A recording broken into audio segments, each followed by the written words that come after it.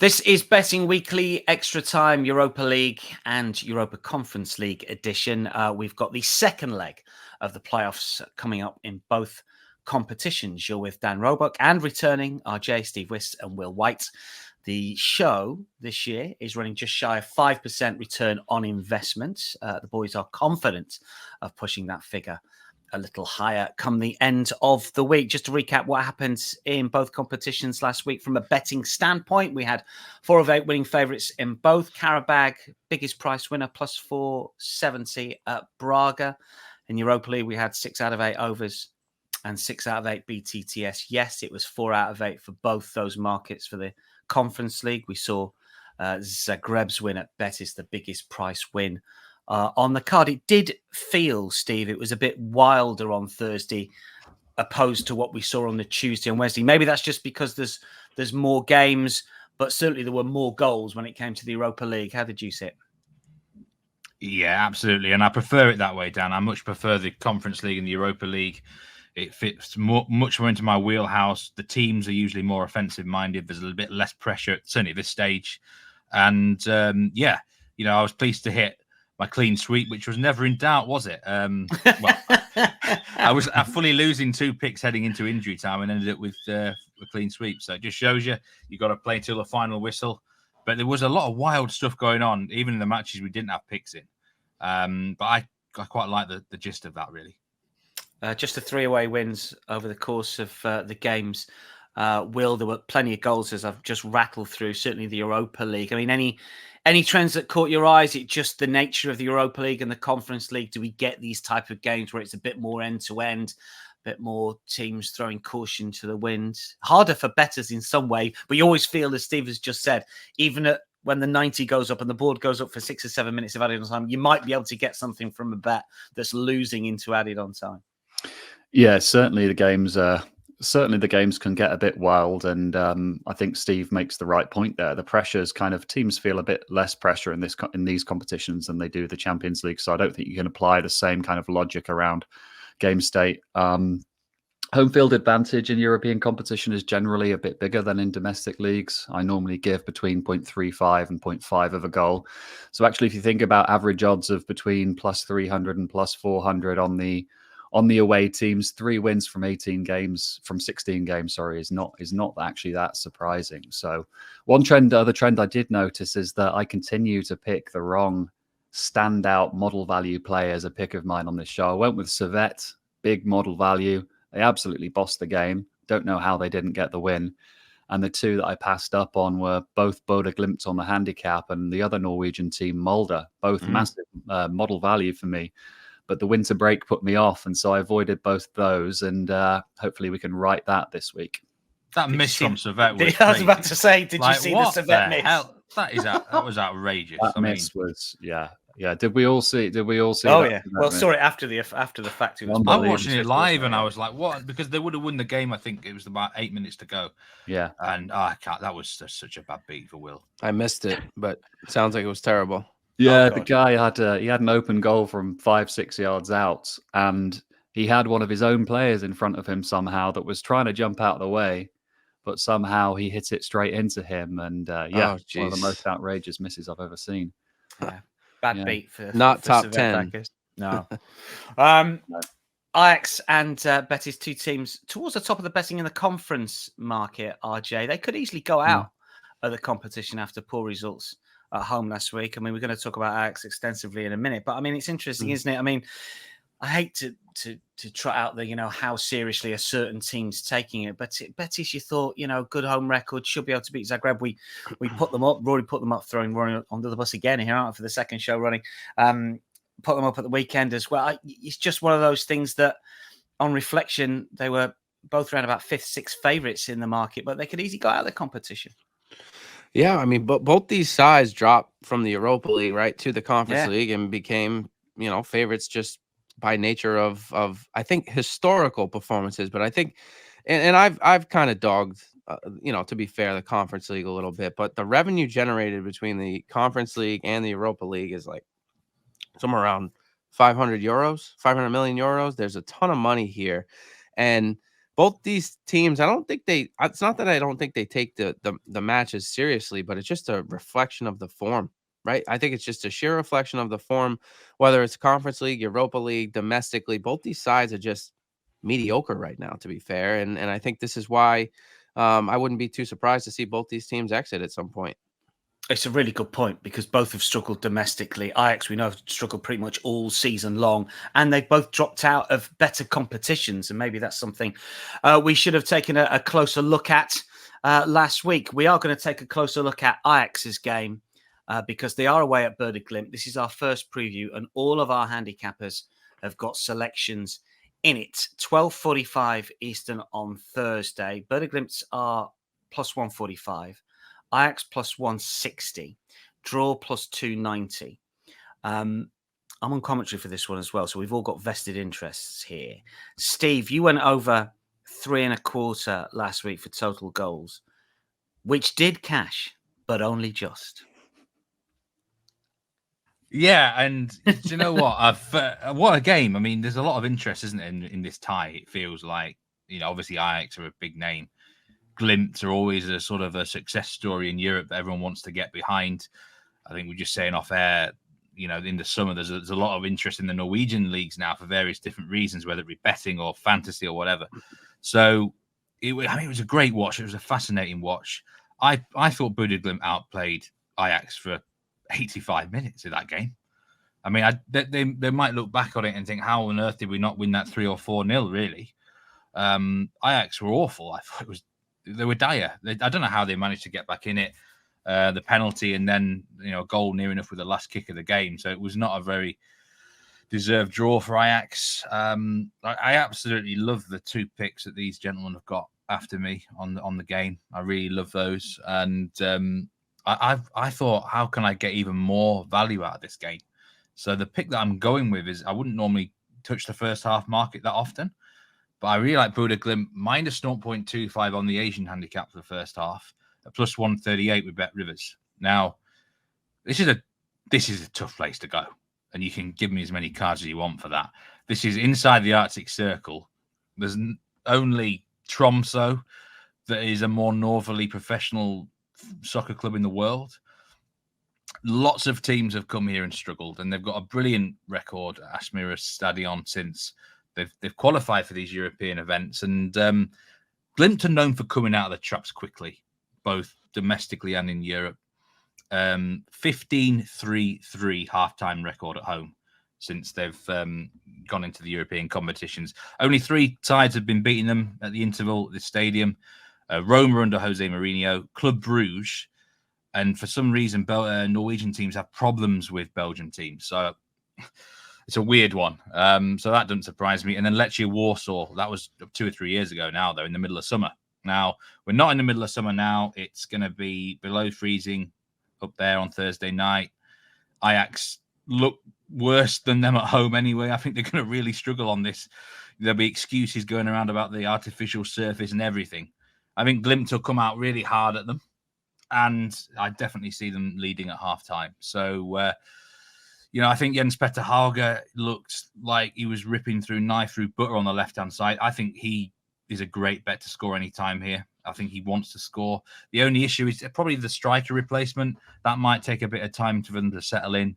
But one thing I noticed about the Norwegian teams in the first leg, they did struggle in the second half. Both of them lost the second half. Maybe that's to do with a bit of rust on the winter break. But I certainly think Glimt come out of the traps very quickly here. I think they'll win the game overall anyway. But I'm very confident they at half-time will be ahead. And even if it's a draw, we're only losing half with this handicap. Well, you mentioned that you were going to put up Bodo. It was on your shortlist last week. This week, you are potting them up, not over the 45, over the 90, though. You think that Bodo could be some value on the Asian line?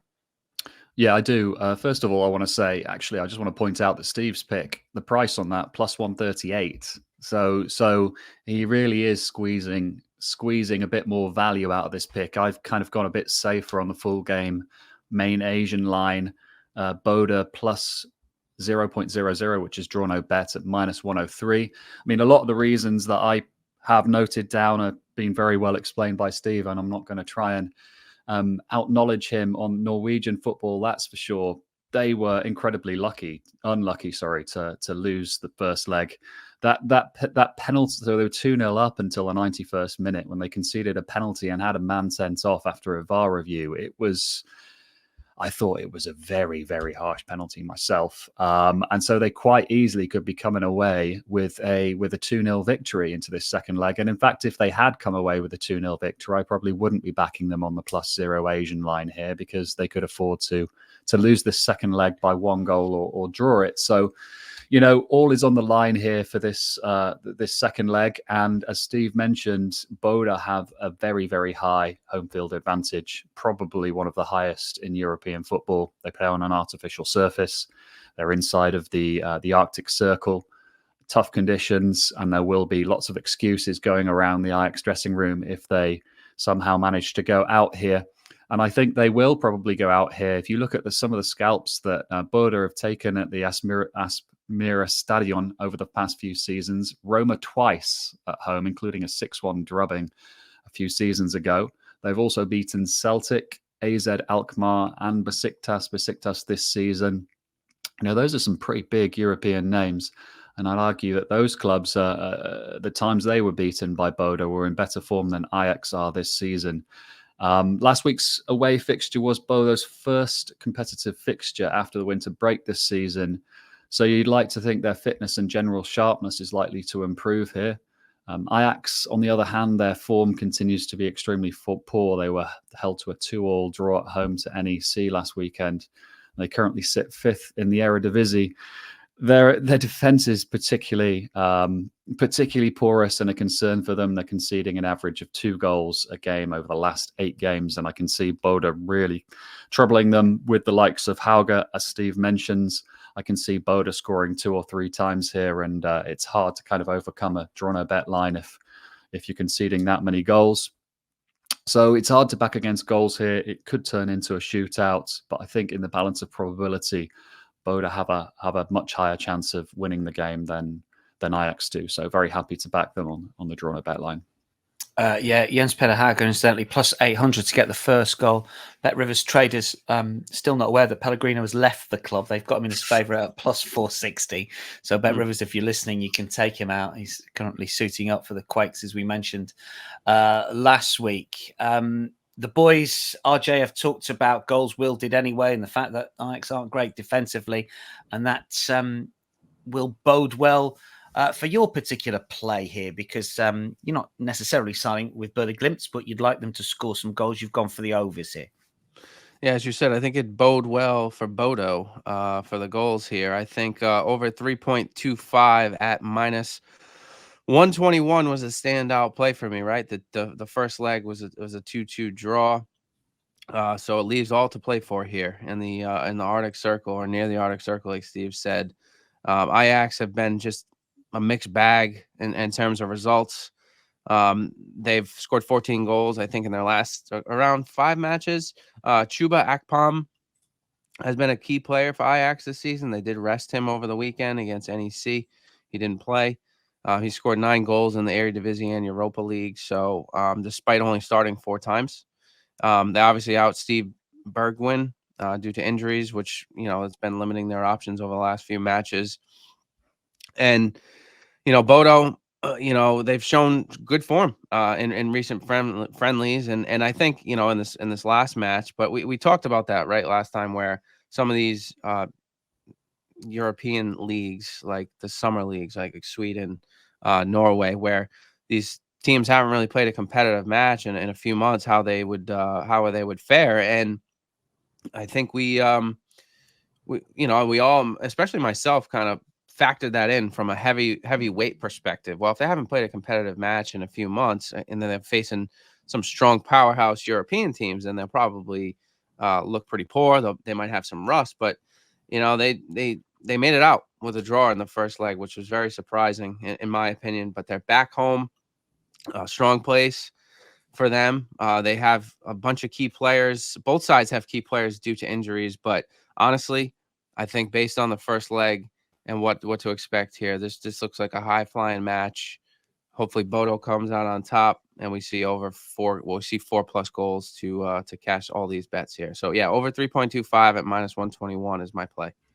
So 3 picks from the boys here. Just to recap, Steve's gone for Bodo Glimt -1/4 ball first half Asian handicap at +138. Will's gone for Bodo Glimt effectively on the draw no bet +0 at -103, and RJ over 3.25 goals on the Asian line at -121. Can I just Toulouse, say, Dan, go on. before we move on, I thought you called the game very well from a Thank you. commentator. Well, the commentators don't get enough praise sometimes, but there's some tough names on there. You did very well, Some mate. very tough names. Don't Loved worry it. about that. Yeah. Looking thank you. forward to it again, second leg. Yeah, no, exactly. Tune in worldwide, everybody. Make sure you can, double the audience. If we've got Steve, there's one. My mum, there's 2, and we've got Will and RJ. That's 4. Excellent, lovely. And my friends at the Nordic Pod as well. Toulouse against Benfica next week, and take a look at. This is in the Europa League. All the next picks, all in the Europa League. We've done our conference corner stint. This is Thursday, 12:45. Toulouse +335. Benfica, who lead from the first leg 2-1, -127. The draw +280 here. There was a few naysayers during the game suggesting that Steve's bet was not going to cut, but it did, as Benfica left it fairly late. Toulouse, though, did you know favours at the weekend, Steve? They're inching towards the Real Sociedad, Cagliari, Darmstadt, and whichever other teams we've got in the north corner at the moment. What are your thoughts on this one? I always did love Angel Di Maria, didn't I? He did me a big favour last week by scoring 2. I would have been disappointed if I'd not cashed the over here last week on this game, because there was a lot of, it was an end-to-end game. I thought I called it well, and there was a lot of shots. Expected goals was really high for Benfica, especially. But to be honest with you, I've got to give Toulouse a bit of credit this week. They've played a lot better than I thought they would do. In fact, I was actually getting a tweet ready for Thursday night if the match had ended 1-1, and I was going to say fair play, because I think the last 2 games of Toulouse, you've got to watch them to actually realise how well they've played, because the expected goals metrics and all the stats and stuff would suggest that Benfica and Monaco should have easily beaten them. But I didn't think that was the case. I thought they prepared 2 really good counter-attacking game plans. They've looked a threat. They've not just sat back, and they've had a good go. And for some reason, Toulouse have got a lot of energy about them. I couldn't believe how they were like buzzing like bees on Sunday. I mean, and part of that reason is because Monaco are just absolutely lazy idiots. Half the time, swanning it around on the south coast of France there. They do my head in. But that's for another day. But Toulouse, I don't really get where they're getting all their energy from, I think they're bang up for it. They're maybe enjoying being involved in Europe. So it's the same bet for me again as last week, over 2.75 goals. Half cash last week. I'd take the same again. But fundamentally, if Benfica score a goal here, which I think they will, Toulouse have got to go for it, haven't they? And they've got to open up. The dynamics do change if Toulouse scored the first goal. Then it maybe does get interesting. But Benfica are by far the better side. Let's be honest, on paper. I think they'll get through.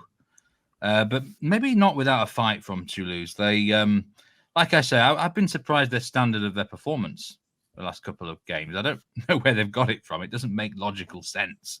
I mean, they shouldn't be playing as well as they have been. But this is going to be a very similar tie to the first leg, in my opinion. Quite open, goals at both ends.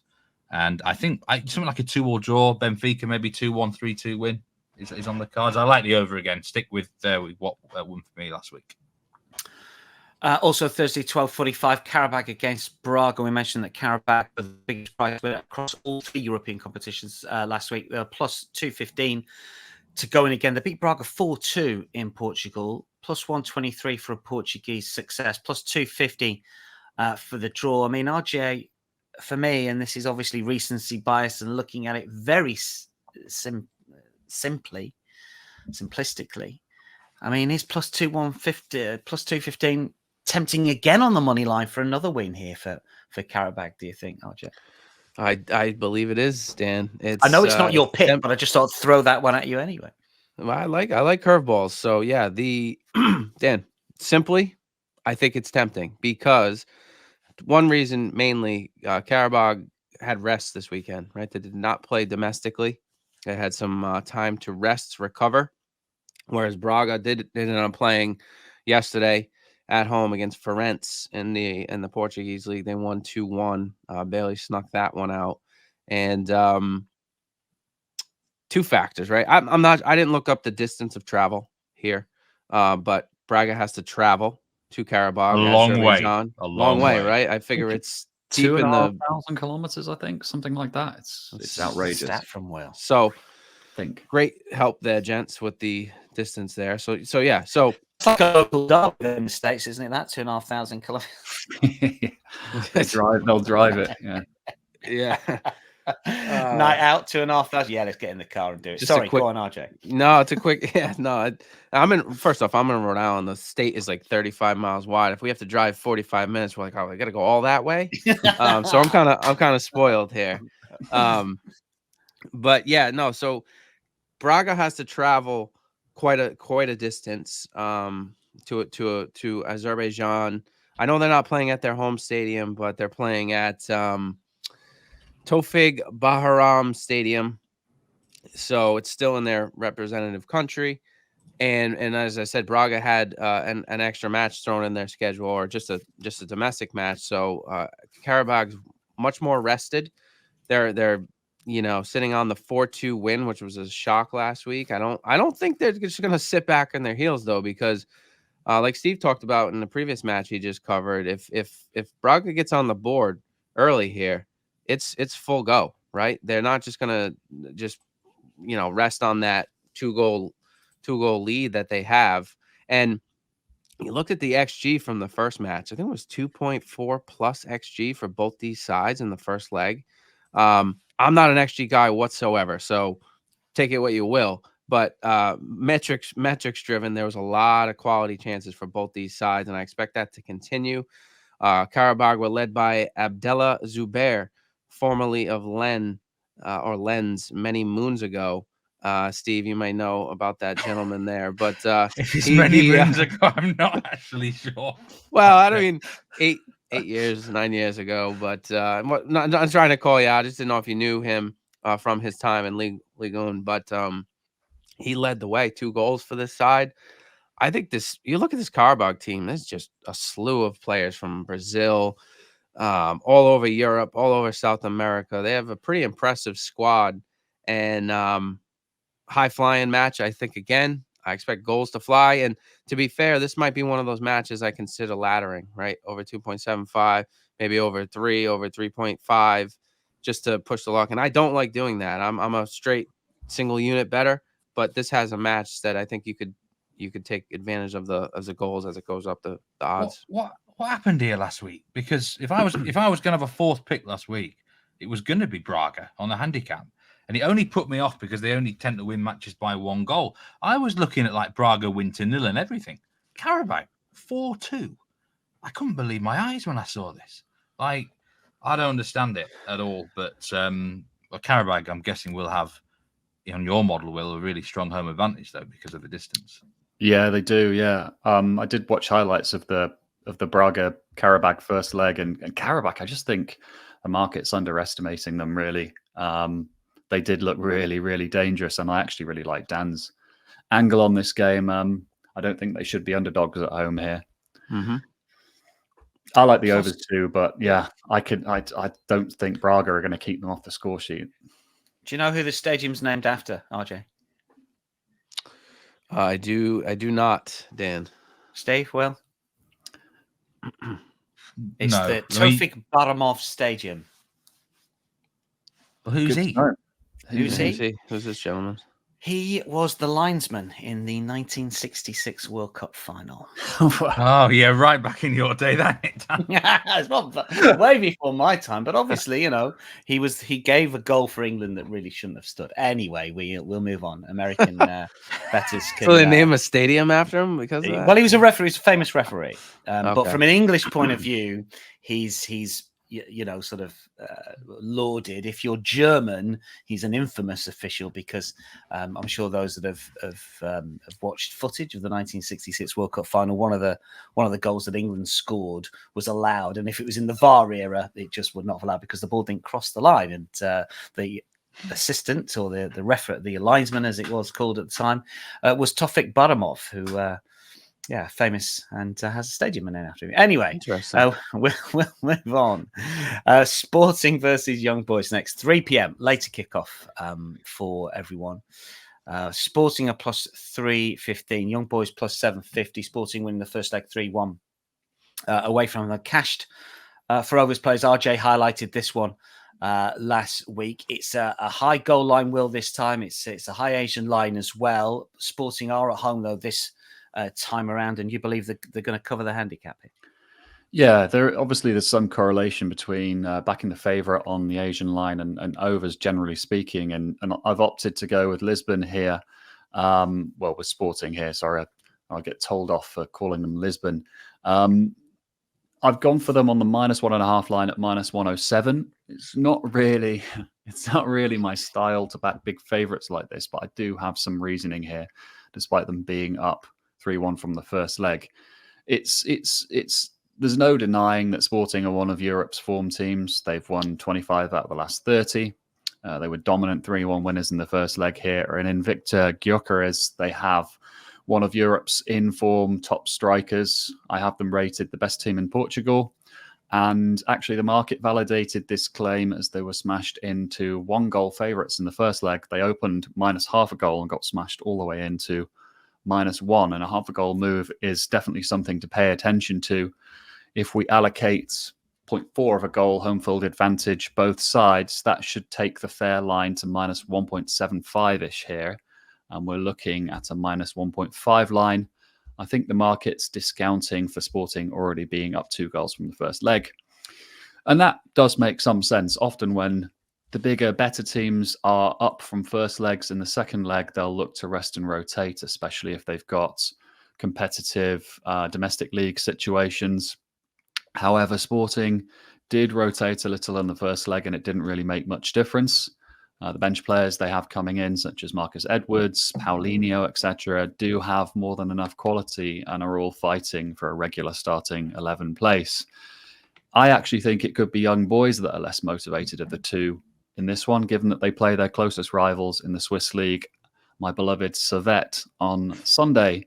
There's a chance they could throw in the towel here, and that really could be dangerous against a Victor Gyökeres-led Sporting team.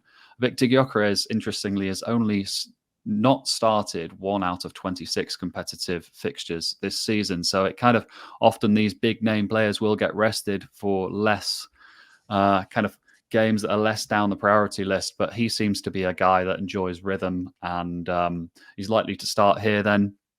And I can see him feasting on a Young Boys defence, which is conceded 13 goals in 6 Champions League group stage games and 3 in the first leg here versus Sporting. I think Sporting really are a Champions League quality outfit, and the -1.5 goal line, I can see them, Asian line, sorry, I can see them blowing that away. Yeah, it's interesting that second place, aren't they, in Portugal? They've got games in hand on Benfica. Ruben Amorim, I noted, third favourite to get the Liverpool job, which I didn't know anything from sort of 6-1 to 14-1, basically behind Xabi Alonso and Roberto De Zerbi. So maybe a watching brief for Liverpool fans as well when it comes to see how Sporting play, but they're a good side, as Will has pointed out. One more pick to bring you. It's Sparta Prague against Galatasaray here. Steve's got some thoughts for us. Sparta Prague plus 163, Galatasaray plus 160, draw plus 250. 3-2 Gala win last week. RJ just failed with the corners. I think we needed one more, RJ did, with 10 minutes to go. I was just seeing the ticker. Yeah.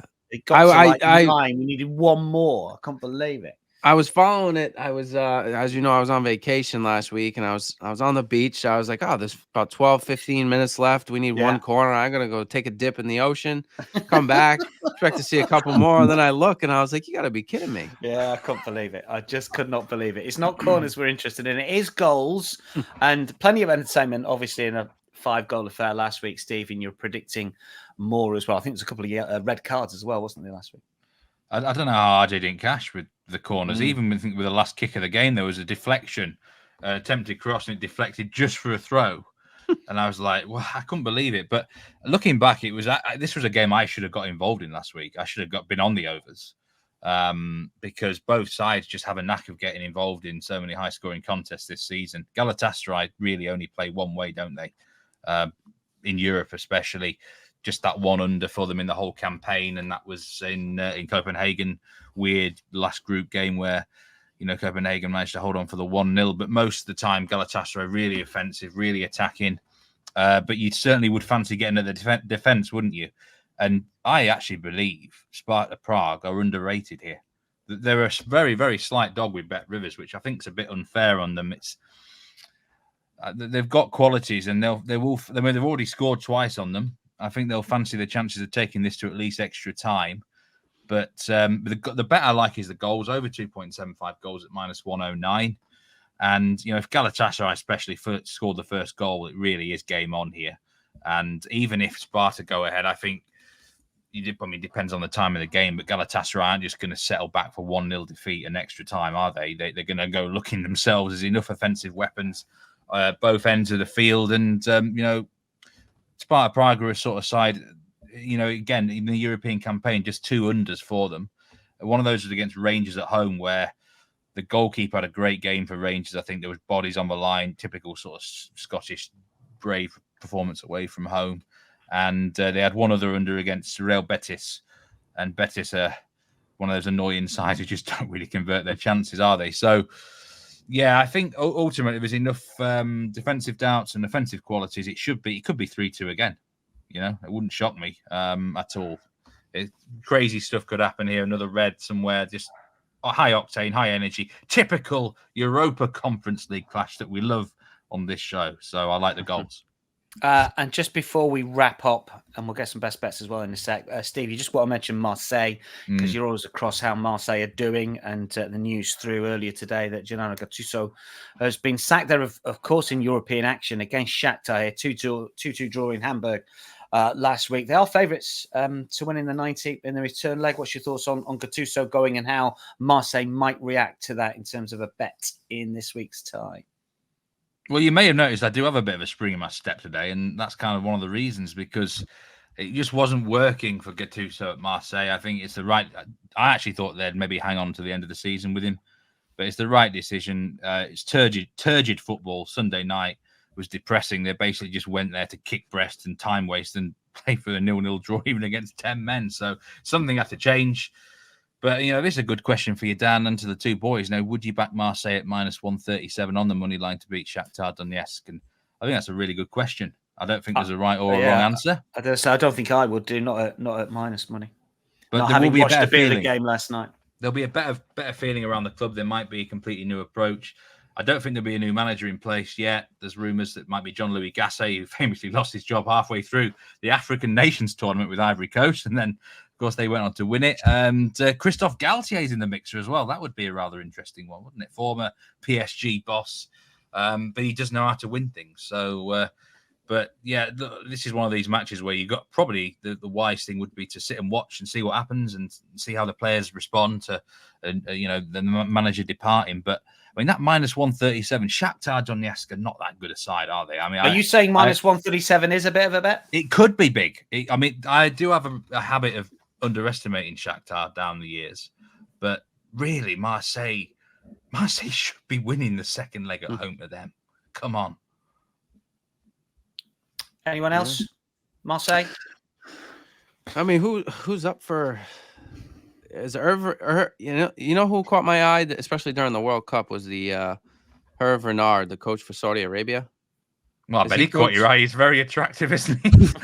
Well, no, do you know Hervé Renard's in charge of, right?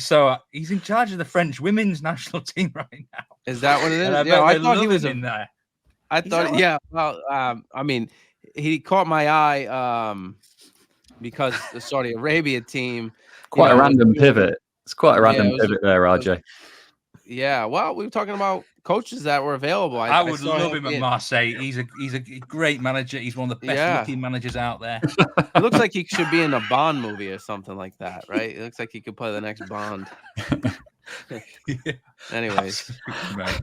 Do you know? I didn't know he was in charge of French women. Yeah, Saudi Arabia. I mean, he's been all over Africa, isn't he? That's his stick. He's had just looking at his wiki page. He's had a couple of club jobs, Sochaux and Lille. Don't think has he done anything with either of those two? Apparently not according to the wiki. Will, just finally, minus 137. Marseille was a sharp intake of breath from you there. Not fancy them. Yeah, I really don't have a clue. I have a habit of overestimating Shakhtar. So my inclination would be the one minus 137. Did you say? Yeah, it feels a bit short, but then Marseille do have quality in their squad. I think if Gattuso were in charge, I certainly wouldn't be touching that with a barge pole. In fact, I'd maybe be looking at Shakhtar plus 3/4 on the Asian line. But given the potential impetus from a change of manager, or at least having Gattuso out the door, I think maybe they're justified favourites. Best bets before we wrap up. RJ, what's your best bet across your plays when it comes to the Europa League and the Conference League this Thursday? This is the easiest decision I've had to make in a few weeks. It's Qarabag, Braga over 2.75. Steve. Oh, I love a lot of picks on this show from everyone. So, but I will go with the Toulouse Benfica over 2.75. Will? I'm glad Steve went with that. It leaves me free reign to go with a Bodo on the draw no bet minus 103. Wouldn't want to make it 2 shows running where Steve and I have the same best bets, but yeah, fancy Bodo strongly. Yeah, I think that for me potentially is going to be the best bet. Should be a really good game as well. I think all 3 have got a significant chance of cashing. Let's hope so. Hope we can get a back-to-back profitable shows when it comes to the Europa League. That does wrap it up for Betting Weekly Extra Time, Europa League and Conference League edition. Many thanks to Steve, Will, and RJ. You can stay up to date with all of our content, of course, from the Betting Weekly team on our YouTube channel. From all of us for now, though, it is goodbye.